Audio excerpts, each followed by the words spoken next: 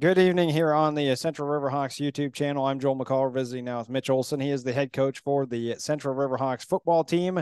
Just getting back from practice. First of all, Coach, thank you so much for joining me. Do appreciate your time. Thank you, Joel. Always good talking to you.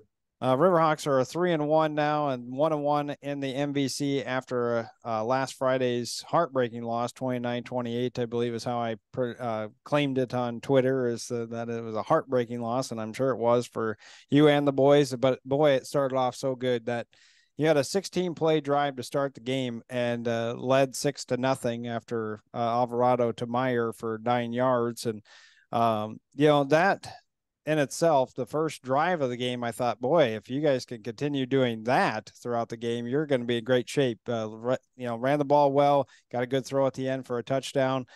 You knew you were going to be in a battle, though, and you knew it wasn't going to be that easy all the way through. I love the dynamic of the chess match that we saw with you and Coach Yashinsky throughout the entire evening. But how did you guys feel coming out and getting that touchdown early on? It was great. I think offensively we executed the plan that we had that first drive. Really, really happy with how we played up front. I thought the kids carried the ball well. And then, sometimes you have to remind people that you still have Henry Meyer and Aaron Polma. Yeah, that's exactly right. Got Meyer for that 9 yards. I think the biggest backbreaker throughout the whole game, actually, and the thing that we've been talking about with Central doing so well all year long has been the takeaways. And the turnovers, obviously, on Friday were a big issue. Yeah. We got the one pick. We've got to find a way to get the ball out more, though. Onalaska got one more possession than we did, because of those takeaways being 2-1. You can't do that stuff against good teams. It happens. And, ultimately we just weren't able to overcome that. Yeah, and they really did turn the momentum around right away after the first pick by Chinote, and then ended up scoring from 14 yards out, led 7-6. They actually scored again right before halftime, but something odd happened right before halftime that threw Nami and I off completely. We did not expect an onside kick. Credit to your special teams to pounce on it, and maybe knew it was coming, maybe not, but at least it had the wherewithal to land on it and get yourself the extra possession not extra possession, but certainly great field position right before half. Yeah, we thought there's a chance that we saw an onside every single time they lined up to kick off. It's kind of been their MO. So our kids were ready for it, and we were ready for it. Connor Groth did a good job, going out and making a play on the ball and getting us good field position right before the half. Yeah, it was 14-6 after Mitchell ended up with that 15-yard touchdown pass, but then right back, a huge play, obviously, in that drive was the Polma catch, 35 yards from Alvarado on a third down play. It was a second down play that came for the 35-yarder, and then Alvarado scores from 11 out plus the 2-point conversion. So you go into halftime at 14s. What did you talk to about the boys, and really what was kind of your speech at halftime to get everybody ready for the second half? Because honestly, Nami and I felt, wow, you got good field position, took advantage of it when we really felt like the Riverhawks should be down 14-6. Yeah. I guess even before we went into halftime, it was just an outstanding call and read by Coach Martsky up in the booth. I think he saw they were doing some different things in back, playing an extra guy over Henry a lot. And we saw that, we could hit that post with Aaron. So that was just a great call by him, understanding what they were doing in their coverage. AP can fly, and we got him the ball down the field. So that was a great call by him to get us in that position first off. But at halftime, we felt really good about where we were at. I think we all thought that we were in a great position to win the game. We knew that our work wasn't done, but we really liked where we were at. That was the message was, hey, 14-14, this is a brand new ball game, and we're just as confident now at halftime of the game as we were at the start of the game. We hit a couple adjustments to make. but I thought the kids came out and were ready to play the second half. That's not any sort of instance where it's like, okay, you got to try to fire the kids up. If anything, Right. you got to calm them down. And I thought that they were ready for the moment. Felt real good about things going into the second half. Well, and then the second half ended up being the punt, and then another INT. That was the Anderson interception on that one. Turnover on downs though, so the defense comes back, punt, and then that big play by Rude. That was the time that our power actually went out, and so I kind of missed half of the play. And then we were able to get back on as he's scoring. So thankfully we didn't miss much of that, but that was a big drive for you guys to take the lead and Rude hitting the outside. Yeah, it was another great call. That one came from Coach Q, running old school waggle, baby. So that was a good call, and it's good to get Christian his touches too. That's something that we need to do. Such an athletic kid, and he's physical.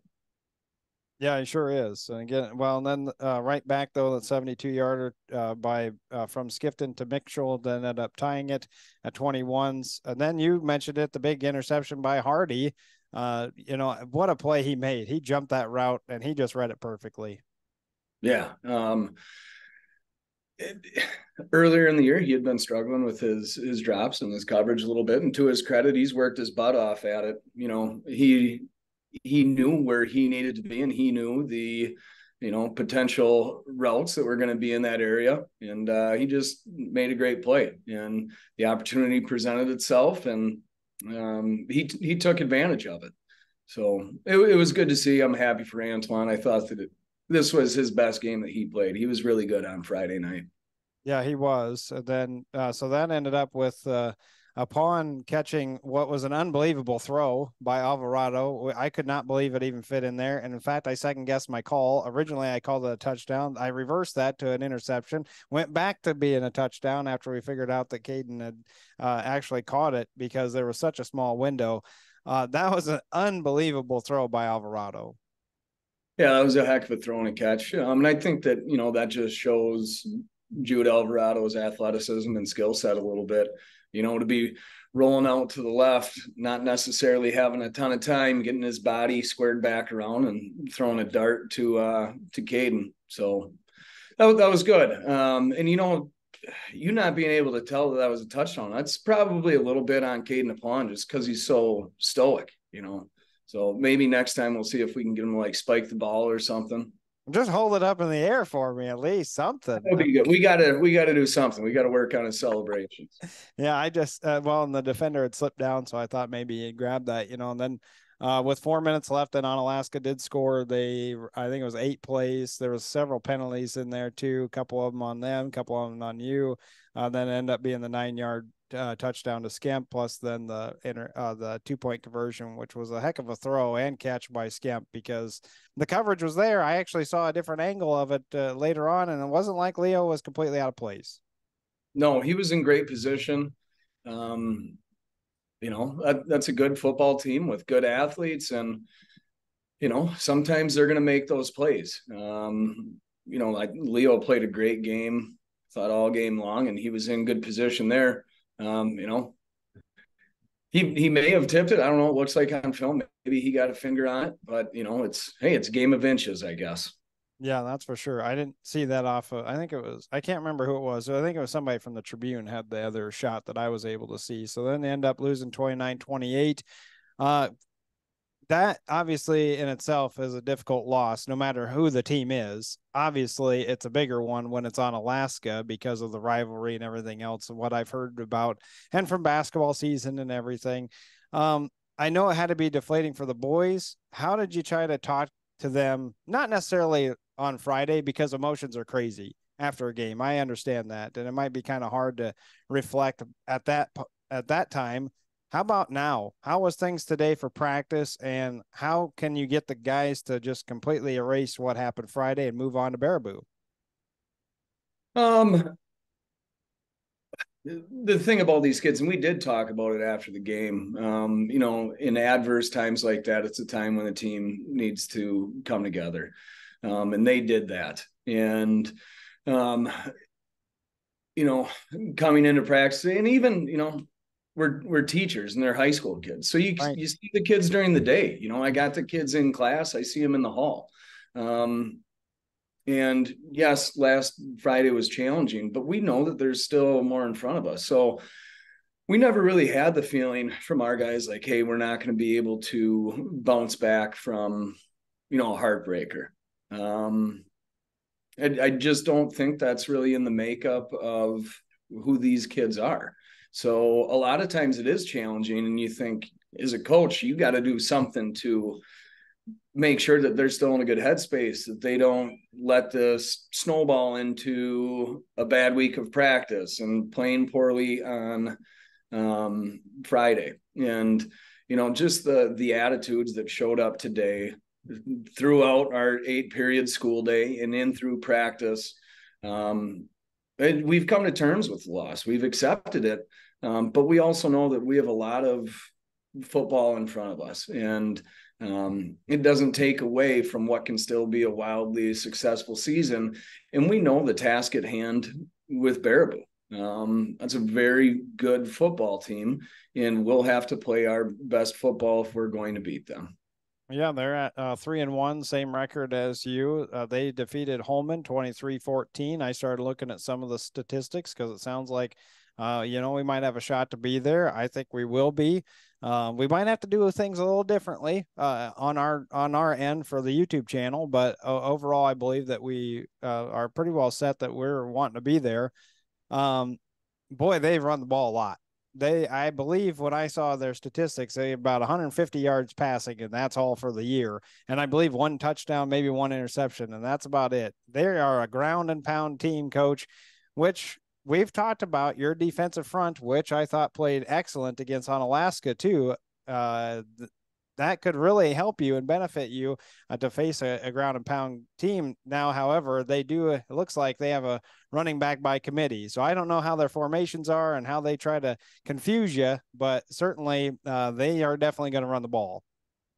Yeah, they line it up and play smash mouth football. So, collectively, I think that offensive line is one of the best, if not the best, that we will see. So I think it's going to be a great matchup, their front versus our front.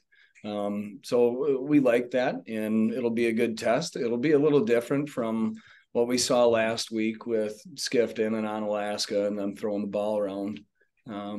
But we'll just have to be ready to go. I feel good about our kids and where we're at and how we're playing up front.